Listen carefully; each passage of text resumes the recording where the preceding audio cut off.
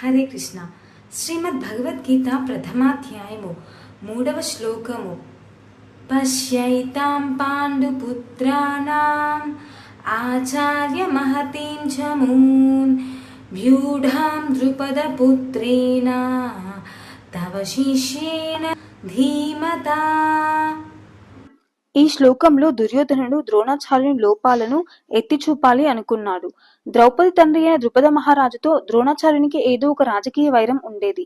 ఆ వైరం కారణంగా ద్రుపదుడు ఒక గొప్ప యజ్ఞాన్ని చేసి ద్రోణాచార్యుని సంహరించగలిగే ఒక పుత్రుణ్ణి వరంగా పొందాడు. అయితే ద్రోణాచార్యుడికి ఇది బాగా తెలిసినప్పటికీ ద్రుపద పుత్రుడైన ధృష్టద్యుమ్నుడు యుద్ధ విద్య నేర్చుకోవడానికి తన వద్ద చేరినప్పుడు విశాల హృదయం కలిగిన బ్రాహ్మణునిగా తన యుద్ధ రహస్యాలను అతనికి తెలియజేయడంలో సంకోచింపలేదు.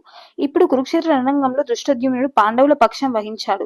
ద్రోణాచార్యుని నుండి నేర్చిన విద్యలో అతడే వారి సేనా వ్యూహాన్ని రచించాడు.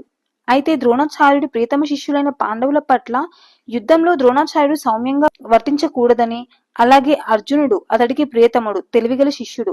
యుద్ధంలో అటువంటి సౌమ్య స్వభావం అపజయానికి దారితీస్తుందని కూడా దుర్యోధనుడు హెచ్చరించాడు.